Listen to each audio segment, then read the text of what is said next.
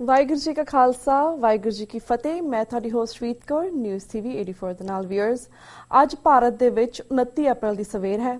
ਅੱਜ ਤੋਂ ਠੀਕ 29 ਸਾਲ ਪਹਿਲਾਂ 26 ਜਨਵਰੀ 1986 ਨੂੰ ਸਰਬੱਤ ਖਾਲਸਾ ਵੱਲੋਂ ਬਾਬਾ ਗੁਰਬਚਨ ਸਿੰਘ ਮਾਨੋ ਚਾਹਲ ਦੀ ਅਗਵਾਈ ਹੇਠ ਥਾਪੀ ਗਈ 5 ਮੈਂਬਰੀ ਕਮੇਟੀ ਨੇ 29 ਅਪ੍ਰੈਲ 1986 ਨੂੰ ਖਾਲਿਸਤਾਨ ਦਾ ਐਲਾਨਨਾਮਾ ਜਾਰੀ ਕੀਤਾ ਸੀ। ਬੇਸ਼ੱਕ ਖਾਲਸਾ ਪੰਥ ਆਪਣੇ ਜਨਮ ਦੇ ਸਮੇਂ ਤੋਂ ਹੀ ਬਾਦਸ਼ਾਹ ਜਾਂ ਬਾਗੀ ਦੇ ਸਿਧਾਂਤ ਦੇ ਵਿੱਚ ਯਕੀਨ ਰੱਖਦਾ ਹੈ, ਪਰ 1849 ਦੇ ਵਿੱਚ ਸਿੱਖ ਕੌਮ ਅੰਗਰੇਜ਼ਾਂ ਦੇ ਅਧੀਨ ਹੋਈ ਅਤੇ 15 ਅਗਸਤ 1947 ਨੂੰ ਇਹ ਹਿੰਦੂਆਂ ਦੀ ਗੁਲਾਮੀ ਦੇ ਵਿੱਚ ਬਦਲ ਗਈ। ਲਗਭਗ 37 ਸਾਲ ਸਿੱਖਾਂ ਨੇ ਆਪਣੇ ਹੱਕਾਂ ਦੇ ਲਈ ਸ਼ਾਂਤਮਈ ਤਰੀਕੇ ਦੇ ਨਾਲ ਸੰਘਰਸ਼ ਜਾਰੀ ਰੱਖਿਆ, ਪਰ ਜਦੋਂ ਜੂਨ 84 ਨੂੰ ਭਾਰਤੀ ਫੌਜ ਵੱਲੋਂ ਸ਼੍ਰੀ ਅਕਾਲ ਤਖਤ ਸਾਹਿਬ ਅਤੇ 37 ਹੋਏ ਇਤਿਹਾਸਿਕ ਗੁਰਦੁਆਰਿਆਂ ਤੇ ਟੈਂਕਾਂ ਤੋਪਰਾਂ ਦੇ ਨਾਲ ਫੌਜੀ ਹਮਲਾ ਕੀਤਾ ਗਿਆ ਤਾਂ ਖਾਲਿਸਤਾਨ ਦੀ ਨੀਂਹ ਰੱਖੀ ਗਈ, ਜਿਸ ਦਾ ਜ਼ਿਕਰ ਸੰਤ ਜਰਨੈਲ ਸਿੰਘ ਖਾਲਸਾ ਭਿੰਡਰਾਂਵਾਲੇ ਜੀ ਆਪਣੇ ਬਿਆਨਾਂ ਦੇ ਵਿੱਚ ਕੀਤਾ ਸੀ। ਇਨ੍ਹਾਂ 29 ਸਾਲਾਂ ਦੇ ਵਿੱਚ ਭਾਰੀ ਕੁਰਬਾਨੀਆਂ ਹੋਈਆਂ, ਇੱਕ ਤੋਂ ਬਾਅਦ ਇੱਕ ਨਸਲਕੁਸ਼ੀ ਹੋਈ, ਦੂਸਰੀ ਨਸਲਕੁਸ਼ੀ ਹੋਈ। ਅੱਜ ਬੇਸ਼ੱਕ ਭਾਰਤ ਤੋਂ ਬਾਹਰ ਦੁਨੀਆ ਦੇ ਅੱਡ-ਅੱਡ ਦੇਸ਼ਾਂ ਦੇ ਵਿੱਚ ਬੈਠੇ 40 ਲੱਖ ਦੇ ਕਰੀਬ ਸਿੱਖਾਂ ਦੇ ਵਿੱਚ ਤਾਂ ਖਾਲਿਸਤਾਨ ਪ੍ਰਤੀ ਜਾਗਰੂਕਤਾ ਹੈ, ਪਰ ਅਫਸੋਸ ਕਿ ਸਿੱਖ ਹੋਮਲੈਂਡ ਪੰਜਾਬ ਦੇ ਵਿੱਚ ਸਾਡੀ ਜਵਾਨੀ ਨੂੰ ਨਸ਼ਿਆਂ ਦਾ ਸ਼ਿਕਾਰ ਬਣਾਇਆ ਜਾ ਰਿਹਾ ਹੈ। ਅਕਾਲੀ ਲੀਡਰਸ਼ਿਪ ਹਿੰਦੂ ਤਵੀਆਂ ਨਾਲ ਰਲੀ ਹੋਈ ਹੈ ਅਤੇ ਖਾਲਿਸਤਾਨੀ ਜਥੇਬੰਦੀਆਂ ਇੱਕ ਦੂਜੇ ਨੂੰ ਹੀ ਆਪਣਾ ਦੁਸ਼ਮਣ ਸਮਝ ਰਹੀਆਂ ਹਨ। ਵੀਅਰਸ, ਸਿੱਖ ਕੌਮ ਦੇ ਵਿੱਚ ਨਿਰਾਸ਼ਤਾ ਪਸਰੀ ਹੋਈ ਹੈ ਅਤੇ ਇਸ ਨਿਰਾਸ਼ਤਾ ਦੇ ਆਲਮ ਦੇ ਵਿੱਚ ਕਦੀ ਬੀਜੇਪੀ ਅਤੇ ਕਦੀ ਆਮ ਆਦਮੀ ਪਾਰਟੀ ਸਿੱਖਾਂ ਨੂੰ ਆਪਣੇ ਜਾਲ ਦੇ ਵਿੱਚ ਫਸਾ ਰਹੀਆਂ ਹਨ। ਇਹ ਇੱਕ ਗੰਭੀਰ ਸਥਿਤੀ ਹੈ ਅਤੇ ਸਾਨੂੰ ਇਸ ਦਾ ਇਮਾਨਦਾਰੀ ਦੇ ਨਾਲ ਮੁਲਾਂਕਣ ਕਰਨਾ ਚਾਹੀਦਾ ਹੈ। ਅੱਜ ਖਾਲਿਸਤਾਨ ਐਲਾਨ ਦਿਵਸ ਦੇ ਮੌਕੇ ਤੇ ਅਸੀਂ ਸਮੂਹ ਸਿੱਖ ਸੰਗਤਾਂ ਨੂੰ ਮੁਬਾਰਕਬਾਦ ਦਿੰਦੇ ਹਾਂ। ਇਹਨਾਂ 29 ਸਾਲਾਂ ਦੇ ਵਿੱਚ ਅਸੀਂ ਕਿੱਥੋਂ ਚੱਲ ਕੇ ਕਿੱਥੇ ਪਹੁੰਚੇ, ਇਸ ਸੰਬੰਧੀ ਅੱਜ ਅਸੀਂ ਦੋ ਪ੍ਰਮੁੱਖ ਪੰਥਕ ਧਿਰਾਂ ਦੇ ਨੁਮਾਇੰਦਿਆਂ ਨਾਲ ਗੱਲਬਾਤ ਕਰਾਂਗੇ। ਸਭ ਤੋਂ ਪਹਿਲਾਂ ਅਸੀਂ ਗੱਲਬਾਤ ਕਰਦੇ ਹਾਂ ਦਲ ਖਾਲਸਾ ਜਥੇਬੰਦੀ ਦੇ ਜਨਰਲ ਸਕੱਤਰ ਸਰਦਾਰ ਸਰਬਜੀਤ ਸਿੰਘ ਕੁਮਾਨ ਜੀ ਨਾਲ, ਜਿਹੜੇ ਕਿ ਅੰਮ੍ਰਿਤਸਰ ਤੋਂ ਸਾਨਾ ਫੋਨ ਲਾਈਨ ਤੇ ਜੁੜ ਚੁੱਕੇ ਨੇ। ਜੀ ਵੀਰ ਜੀ, ਵਾਹਿਗੁਰੂ ਜੀ ਕਾ ਖਾਲਸਾ ਵਾਹਿਗੁਰੂ ਜੀ ਕੀ ਫਤਿਹ। ਵਾਹਿਗੁਰੂ ਜੀ ਕਾ ਖਾਲਸਾ ਵਾਹਿਗੁਰੂ ਜੀ ਕੀ ਫਤਿਹ ਜੀ। ਜੀ ਵੀਰ ਜੀ, ਜਿਸ ਤਰ੍ਹਾਂ ਅਸੀਂ ਇੰਟਰੋਡਕਸ਼ਨ ਦੇ ਵਿੱਚ ਇੰਟਰੋਡਿਊਸ ਕੀਤਾ ਕਿ ਸਭ ਤੋਂ ਪਹਿਲਾਂ ਤਾਂ ਅਸੀਂ ਇਹੀ ਜਾਣਨਾ ਚਾਹਾਂਗੇ ਇਹਨਾਂ 29 ਸਾਲਾਂ ਦੇ ਵਿੱਚ ਅਸੀਂ ਕਿੱਥੇ ਤੱਕ ਪਹੁੰਚੇ ਹਾਂ, ਇਸ ਬਾਰੇ ਸਾਡੇ ਦਰਸ਼ਕਾਂ ਨੂੰ ਸਭ ਤੋਂ ਪਹਿਲਾਂ ਜਾਣਕਾਰੀ ਦਿਓ। ਮੈਂ ਅੱਜ ਜਦੋਂ 29 ਅਪ੍ਰੈਲ ਦੀ ਇਸ ਸਵੇਰ ਨੂੰ ਜੀ ਪੰਥ ਨਾਲ ਮੁਖਾਤਬ ਹਾਂ ਤਾਂ ਪਿਛਲੇ 38 ਵਰਿਆਂ ਦਾ ਸਾਰਾ ਸੰਘਰਸ਼ ਅੱਖਾਂ ਦੇ ਸਾਹਮਣੇ ਘੁੰਮ ਰਿਹਾ ਜੀ।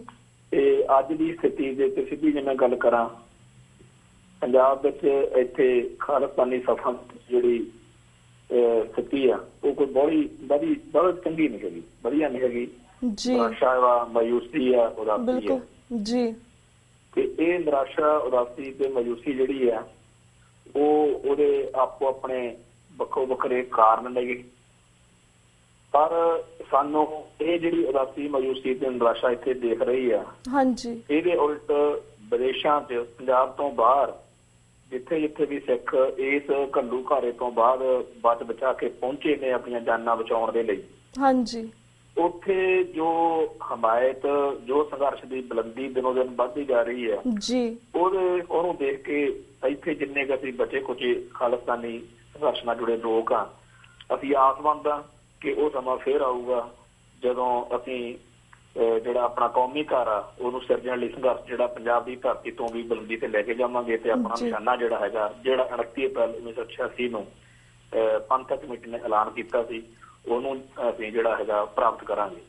ਅੱਜ ਦੀ ਤਰੀਕ ਵਿੱਚ ਇੱਥੇ ਜਿਹੜੀ ਅਸਲ ਸਥਿਤੀ ਆ ਉਹਦੀ ਜੇ ਗੱਲ ਕਰੀਏ, ਕਿਉਂਕਿ ਅਸੀਂ ਸਾਰੇ ਸੱਚ ਬੋਲਣ ਵਾਲੇ, ਸੱਚ ਤੇ ਖੜਨ ਵਾਲੇ ਤੇ ਸੱਚ ਲਈ ਲੜਨ ਵਾਲੇ ਲੋਕ ਆ ਹਾਂਜੀ। ਆਓ ਆਪਾਂ ਸਾਰੇ ਖੁੱਲੇ ਦਿਲ ਨਾਲ ਮੰਨੀਏ ਕਿ ਜੇ ਅੱਜ ਪੰਜਾਬ ਦੀ ਧਰਤੀ ਉੱਤੇ 29 ਅਪ੍ਰੈਲ ਖਾਲਿਸਤਾਨ ਡੇ ਆ ਜਿਹੜਾ ਹਾਂਜੀ, ਉਹਨੂੰ ਕਿਤੇ ਵੀ ਸੈਲੀਬ੍ਰੇਟ ਨਹੀਂ ਕੀਤਾ ਜਾ ਰਿਹਾ, ਕਿਤੇ ਆਮ ਸਿੱਖ ਸੰਗਤਾਂ ਵੱਲੋਂ ਜਿਹੜੀਆਂ ਅਸੀਂ ਜ਼ਿੰਮੇਵਾਰ ਲੋਕ ਆ, ਅਸੀਂ ਆਪਦੇ ਤੌਰ ਤੇ ਛੋਟੇ ਮੋਟੇ ਤੌਰ ਤੇ ਆਪਦਾ ਕੁਛ ਉਪਰਾਲੇ ਕਰ ਰਹੇ ਆ, ਪਰ ਆਮ ਸਿੱਖ ਆ ਜਿਹੜਾ ਪੰਜਾਬ ਦਾ ਉਹਨੂੰ ਯਾਦ ਵੀ ਨਹੀਂ ਰਿਹਾ।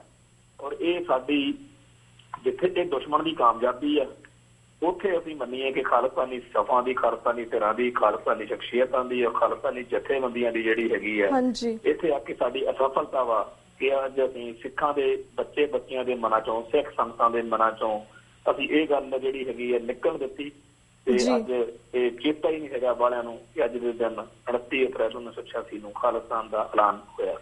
ਇਹ ਸਾਡੀ ਅਸਫਲਤਾ ਅਸੀਂ ਇਹਨੂੰ ਮੰਨਦੇ ਹਾਂ ਔਰ ਇਹ ਸਾਡੀ ਜਿਹੜੀ ਆ ਉਦਾਸੀ ਤੇ ਮਾਯੂਸੀ ਦਾ ਇੱਕ ਕਾਰਨ ਇਹ ਵੀ ਹੈ। ਜੀ ਜੀ ਤੇ ਵੀਰ ਜੀ ਇੱਥੇ ਕੁਐਸਚਨ ਉੱਠਦਾ ਜਿਸ ਤਰ੍ਹਾਂ ਲਾਈਕ ਨਾ ਜੂਨ 84 ਦਾ ਘੱਲੂਘਾਰਾ ਹੋਇਆ, ਫਿਰ 37 ਹੋਏ ਇਤਿਹਾਸਿਕ ਗੁਰਦੁਆਰੇ ਤੇ ਹਮਲਾ ਹੋਇਆ, ਨਵੰਬਰ 84 ਦੀ ਸਿੱਖ ਨਸਲਕੁਸ਼ੀ ਹੋਈ, ਉਸ ਤੋਂ ਬਾਅਦ ਕਿਸ ਤਰ੍ਹਾਂ 84 ਤੋਂ ਲੈ ਕੇ 93 94 ਤੱਕ ਕਿਸ ਤਰ੍ਹਾਂ ਸਾਡੇ ਬੱਚਿਆਂ ਨੂੰ ਚੁੱਕ ਕੇ ਫੇਕ ਐਨਕਾਊਂਟਰ ਕਰ ਦਿੱਤਾ ਗਿਆ, ਸਾਡੀ ਧੀਆਂ ਭੈਣਾਂ ਦੀ ਇੱਜ਼ਤ ਰੋਲੀ ਗਈ ਹੈ, ਹਜੇ ਤੱਕ ਰੁਲਦੇ ਪਏ ਸਾਡੇ ਬੱਚੇ ਨਸ਼ਿਆਂ ਦੇ ਵਿੱਚ, ਜਿਹਨਾਂ ਅਸੀਂ ਸੂਰਬੀਰ ਪੰਜਾਬੀ ਸਿੱਖ ਕਹਿੰਦੇ ਸੀ, ਅੱਜ ਕੱਲ੍ਹ ਬੱਚੇ ਸਾਡੇ ਨਸ਼ਿਆਂ ਦੇ ਵਿੱਚ ਰੋਲੇ। ਸਾਡੇ ਬਾਹਰ ਬੈਠੇ ਜਿਹੜੇ ਲੋਕ ਆ, ਅਸੀਂ ਜਿਹੜੇ ਬਾਹਰ ਦੇ ਪਲੇ ਜੰਮੇ ਆ, ਸਾਨੂੰ ਪਤਾ ਕਿ ਸਾਲੇ ਆਜ਼ਾਦ ਦੇਸ਼ ਕੀ ਹੈ, ਇਸ ਦੀ ਕੀ ਅਹਿਮੀਅਤ ਹੈ।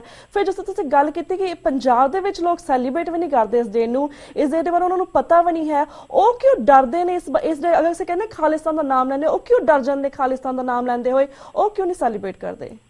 ਇਸ ਦਾ ਕੀ ਕਾਰਨ ਸਮਝਦੇ ਹੋ ਤੁਸੀਂ? ਇਹ ਜਿੰਨੀ ਸਿੱਧ ਪੱਧਰੀ ਜੀ ਗੱਲ ਲੱਗਦੀ ਆ ਦੇਖਣ ਨੂੰ, ਉਨੀ ਹੈ ਨਹੀਂ ਜੀ।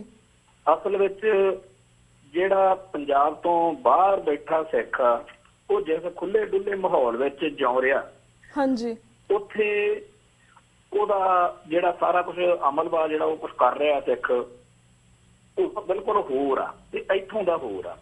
ਅਮਰੀਕਾ ਦੇ ਵਿੱਚ ਜਦੋਂ ਕੋਈ ਸਿੱਖ ਬੱਚਾ ਬੱਚੀ ਸਿੱਖ ਮਰਿਆਦਾ ਵਿੱਚ ਨਹੀਂ ਹੁੰਦਾ ਨਾ, ਜਾਂ ਕੋਈ ਸਿੱਖੀ ਤੋਂ ਦੂਰ ਜਾ ਰਿਹਾ ਹੁੰਦਾ, ਉਹ ਨਸ਼ਈ ਹੋ ਗਿਆ ਵਾ ਜਾਂ ਪਤਤ ਹੋ ਗਿਆ ਵਾ ਜਾਂ ਕੁਝ ਹੋਰ ਕਰ ਲਿਆ, ਕਿਸੇ ਹੋਰ ਧਰਮ ਨੂੰ ਅਪਣਾ ਲਿਆ, ਹਾਂਜੀ, ਉਸ ਟਾਈਮ ਆਪਾਂ ਕਵਾਂਗੇ ਵੀ ਇਹਦੀ ਆਪ ਦੀ ਅਣਗਹਿਲੀ ਆ ਜਾਂ ਇਹਦੇ ਮਾਪਿਆਂ ਦੀ ਜਾਂ ਇਹਦੇ ਆਲੇ ਦੁਆਲੇ ਦੀ ਅਣਗਹਿਲੀ ਆ। ਇਸ ਬੱਚੇ ਨੂੰ ਅਮਰੀਕਨ ਸਿਸਟਮ ਨੇ ਜਾਂ ਅਮਰੀਕਨ ਹਕੂਮਤ ਨੇ ਥੋੜੀ ਮਜਬੂਰ ਕੀਤਾ ਕਿ ਤੂੰ ਆਪਣਾ ਧਰਮ ਤਿਆਗ ਦੇ ਜੀ। ਪਰ ਭਾਰਤ ਵਿੱਚ ਇੱਥੋਂ ਦੀ ਹਕੂਮਤ, ਇੱਥੋਂ ਦਾ ਸਮੁੱਚਾ ਸਿਸਟਮ ਸਿੱਖਾਂ ਕੋਲੋਂ ਸਿੱਖੀ ਖੋਹ ਲੈਣ ਦੇ ਲਈ, ਸਿੱਖਾਂ ਦੇ ਬੱਚੇ ਬੱਚਿਆਂ ਦੇ ਮਨਾਂ ਚੋਂ ਸਿੱਖੀ ਕੱਢ ਦੇਣ ਦੇ ਲਈ ਅਰਬਾਂ ਖਰਬਾਂ ਰੁਪਈਏ ਆਪਦੀਆਂ ਏਜੰਸੀਆਂ ਰਾਹੀਂ ਖਰਚ ਰਿਹਾ। ਹਾਂਜੀ, ਇਵੇਂ ਹੀ ਬਾਹਰਲੇ ਮੁਲਕਾਂ ਦੇ ਵਿੱਚ ਖਾਲਿਸਤਾਨੀ ਜਿਹੜੀ ਸੋਚ ਹੈ, ਖਾਲਿਸਤਾਨ ਦਾ ਜਿਹੜਾ ਵਿਚਾਰ ਆ, ਇਹਨੂੰ ਮਾਰਨ ਦੇ ਲਈ ਉਥੋਂ ਦੀਆਂ ਹਕੂਮਤਾਂ ਜਿਹੜੀਆਂ ਕੋਈ ਉਪਰਾਲੇ ਨਹੀਂ ਕਰ ਰਹੀਆਂ। ਪਰ ਭਾਰਤ ਦੀ ਹਕੂਮਤ ਜਿਹੜੀ ਆ, ਇੱਥੇ ਸਾਰੇ ਦਾ ਸਾਰਾ ਜਿਹੜਾ ਸਾਡੇ ਸਿੱਖ ਭਾਈਚਾਰੇ ਦੇ ਅੰਦਰ ਅਰਬਾਂ ਖਰਬਾਂ ਰੁਪਈਏ ਉਹ ਇਸ ਚੀਜ਼ ਦੇ ਖਿਲਾਫ ਖਰਚ ਰਹੇ ਨੇ। ਹੁਣ ਅਮਰੀਕਾ, ਕੈਨੇਡਾ ਤੇ ਹੋਰਨਾਂ ਬਾਹਰਲੇ ਮੁਲਕਾਂ 'ਚ ਖਾਲਿਸਤਾਨ ਦੀਆਂ ਜਿਹੜੀਆਂ ਜਥੇਬੰਦੀਆਂ ਨੇ ਜਾਂ ਖਾਲਿਸਤਾਨ ਨਾਲ ਜੁੜੇ ਲੋਕ ਨੇ, ਉਹ ਖੁੱਲੇ ਮਨ ਦੇ ਨਾਲ ਜਦੋਂ ਸਾਰਾ ਕੁਝ ਕਰਦੇ ਨੇ, ਉਹਨਾਂ ਨੂੰ ਹਕੂਮਤ ਦਾ ਡਰ ਨਹੀਂ ਹੈਗਾ, ਕਿਉਂਕਿ ਉਹ ਅਮਰੀਕਨ ਜਾਂ ਕੈਨੇਡੀਅਨ ਜਾਂ ਹੋਰਨਾਂ ਮੁਲਕਾਂ ਦੇ ਜਿੱਥੇ ਵੀ ਉਹ ਵੱਸਦੇ ਨੇ, ਉਹਨਾਂ ਦੇ ਕਾਨੂੰਨ ਦੇ ਦਾਇਰੇ ਦੇ ਵਿੱਚ ਰਹਿ ਕੇ ਆਪਦੀ ਗੱਲ ਕਰ ਰਹੇ ਨੇ। ਬਿਲਕੁਲ। ਪਰ ਭਾਰਤ ਵਿੱਚ ਇੱਥੇ ਸਥਿਤੀ ਬਿਲਕੁਲ ਉਲਟ ਵਾ। ਇੱਥੇ ਖਾਲਿਸਤਾਨ ਸ਼ਬਦ ਨਾਲ, ਖਾਲਿਸਤਾਨੀਆਂ ਨਾਲ ਹਿੰਦੁਸਤਾਨ ਨੂੰ ਜੋ ਨਫ਼ਰਤ ਹੈ, ਜੋ ਹਿੰਦੁਸਤਾਨੀ ਨਿਜ਼ਾਮ ਨੇ ਇਸ ਧਿਰ ਨਾਲ ਜੁੜੇ ਲੋਕਾਂ ਦਾ ਘਾਣ ਕਰਨ ਦੇ ਲਈ, ਇਸ ਵਿਚਾਰ ਨੂੰ ਬਦਨਾਮ ਕਰਨ ਦੇ ਲਈ ਜੋ ਕੁਝ ਕੀਤਾ ਹੋਇਆ, ਉਹਦਾ ਇਹ ਅਸਰ ਵਾ ਕਿ ਅੱਜ ਉਹ ਜਿਹੜੀ ਵਿਚਾਰ ਆ ਉਹ ਇਸ ਧਰਤੀ ਦੇ ਉੱਤੇ ਜਿਹੜੀ ਆ ਉਹ ਪੁੰਜੇ ਲੱਗੀ ਦਿਖ ਰਹੀ ਹੈ, ਖਾਲਿਸਤਾਨ ਦੀ ਵਿਚਾਰਧਾਰਾ ਜੀ। ਹੁਣ ਇਹ ਜਿਹੜਾ ਹੈਗਾ, ਇਹ ਕੋਈ ਨਵੀਂ ਗੱਲ ਨਹੀਂ ਹੈ। ਸਾਡੇ ਇਤਿਹਾਸ ਦੀ ਗੱਲ ਤਾਂ ਵੱਖਰੀ ਆ ਕਿ ਦੁਨੀਆ ਭਰ ਦੀਆਂ ਜਿਹੜੀਆਂ ਕੌਮਾਂ ਅੱਜ ਆਜ਼ਾਦ ਨੇ, ਜਿਹੜੇ ਮੁਲਕ ਆਜ਼ਾਦ ਨੇ, ਉਹਨਾਂ ਦੇ ਇਤਿਹਾਸ ਤੇ ਨਿਗਾਹ ਮਾਰੀਏ ਤਾਂ ਜਦੋਂ ਉਹ ਗੁਲਾਮ ਸੀਗੇ, ਉਦੋਂ ਉਹਨਾਂ ਨਾਲ ਵੀ ਇਹੀ ਕੁਝ ਵਾਪਰਿਆ। ਹਰ ਵਕਤ ਹਾਕਮ ਜਿਹੜੀ ਧਿਰ ਹੁੰਦੀ ਆ, ਉਹ ਆਪਦੇ ਗੁਲਾਮ ਕੌਮ ਨੂੰ ਸਦਾ ਲਈ ਗੁਲਾਮ ਰੱਖਣ ਲਈ ਜੋ ਕੁਝ ਕਰਦੀ ਹੁੰਦੀ ਆ, ਉਹੀ ਕੁਝ ਸਾਡੇ ਨਾਲ ਇੱਥੇ ਹੋ ਰਿਹਾ। ਹਾਂਜੀ, ਹਾਕਮ ਧਿਰ ਨੇ ਕਿਹੜਾ ਮਤਲਬ ਕੋਈ ਸਾਧਨ ਨਹੀਂ ਉਹ ਛੱਡਦੇ ਹੈਗੇ ਜਿਹੜਾ ਗੁਲਾਮ ਨੂੰ ਗੁਲਾਮ ਰੱਖਣ ਲਈ ਜ਼ਰੂਰੀ ਹੁੰਦਾ। ਉਹ ਨਸ਼ੇ ਵੀ ਵੰਡਦੇ ਆ, ਸਾਡੇ ਤੇ ਵੀ ਨਸ਼ੇ ਵਰਤੇ ਗਏ ਆ, ਉਹ ਨਸ਼ਲਕੁਸ਼ੀ ਕਰਦੇ ਹੁੰਦੇ ਆ, ਸਾਡੇ ਤੇ ਵੀ ਨਸ਼ਲਕੁਸ਼ੀ ਸਾਡੀ ਹੋ ਰਹੀ ਹੈ। ਸਾਡੀ ਬੋਲੀ ਅਤੇ ਸੱਭਿਆਚਾਰ ਨੂੰ ਮਾਰ ਰਹੇ ਨੇ। ਏਦਾਂ ਹੀ ਸਾਰੀਆਂ ਕੌਮਾਂ ਜਿਹੜੀਆਂ ਹਾਕਮ ਕੌਮਾਂ ਹੁੰਦੀਆਂ ਗੁਲਾਮ ਕੌਮਾਂ ਨੂੰ ਮਾਰਦੀਆਂ ਨੇ। ਹਾਂਜੀ, ਪਰ ਇਸ ਸਾਰੇ ਕੁਝ ਦੇ ਬਾਵਜੂਦ ਜਿਹੜਾ ਕੁਝ ਸਾਡੇ ਨਾਲ ਹੋ ਰਿਹਾ, ਜੇ ਅੱਜ ਵਿਦੇਸ਼ਾਂ ਦੀ ਧਰਤੀ ਉੱਤੇ ਖਾਲਿਸਤਾਨ ਦਾ ਵਿਚਾਰ ਜਿਉਂਦਾ, ਇੱਥੇ ਅਸੀਂ ਜਥਾ ਸ਼ਕਤ ਜਿੰਨਾ ਸਾਨੂੰ ਵਾਹਿਗੁਰੂ ਨੇ ਸਮਰੱਥਾ ਤੇ ਸ਼ਕਤੀ ਬਖਸ਼ੀ ਆ, ਔਰ ਖਾਲਿਸਤਾਨ ਲਈ ਡੁੱਲੇ ਹੋਏ ਸ਼ਹੀਦਾਂ ਦਾ ਜਿਹੜਾ ਖੂਨ ਆ ਸਾਨੂੰ ਉਹ ਵਗਾਰਦਾ ਹੈ। ਆਪਾਂ ਇਸ ਗੱਲ ਤੇ ਅਸੀਂ ਤਸੱਲੀ ਕਰਦੇ ਹਾਂ ਕਿ ਅਜੇ ਵੀ ਬਹੁਤ ਵੱਡਾ ਜਿਹੜਾ ਪੰਥ ਦਾ ਹਿੱਸਾ ਹੈਗਾ ਉਹ ਜਾਗਰਤ ਹੈ। ਕਈ ਸੱਜਣ ਸਾਨੂੰ ਇਸ ਤਰ੍ਹਾਂ ਦੇ ਇੱਥੇ ਮਿਲ ਜਾਂਦੇ ਨੇ ਜਿਹੜੇ ਸ਼ਰੇਆਮ ਕਹਿੰਦੇ ਨੇ ਕਿ ਸਾਨੂੰ ਪੰਥਕ ਹੋਣ ਤੱਕ ਤਾਂ ਰੱਖ ਲਓ, ਪਰ ਜੀ ਖਾਲਿਸਤਾਨ ਤੇ ਅਜੇ ਨਹੀਂ ਹੈ। ਇਹ ਉਹਨਾਂ ਦੇ ਅੰਦਰਲੇ ਮਾਨਸਿਕ ਡਰ ਜਾਂ ਹੋਰ ਗੱਲਾਂ ਲੱਗੀਆਂ ਜਿਹੜੀਆਂ ਆਪਾਂ ਸਮਝਦੇ ਹਾਂ। ਪਰ ਇਹ ਸਾਰੀਆਂ ਚੀਜ਼ਾਂ ਜਿਹੜੀਆਂ ਨੇ ਕਿਸੇ ਜਦੋਂ ਖਾਸ ਘਟਨਾਕ੍ਰਮ ਵਾਪਰਦਾ, ਜਦੋਂ ਕੋਈ ਗੱਲ ਬੇਵਕਤ ਹੋ ਕੇ ਮਨ ਦੇ ਜਜ਼ਬਾਤ ਤੋਂ ਨਿਕਲਦੀ ਆ, ਉਦੋਂ ਇਹ ਗੱਲਾਂ, ਇਹ ਡਰ ਪਾਉ ਪਿੱਛੇ ਰਹਿ ਜਾਂਦੇ ਨੇ। ਮੈਂ ਇੱਕ ਨਿੱਕੀ ਜਿਹੀ ਗੱਲ ਨਾਲ ਆਪਦੀ ਗੱਲ ਇਹਨੂੰ ਸਮੇਟਦਾ ਜੀ।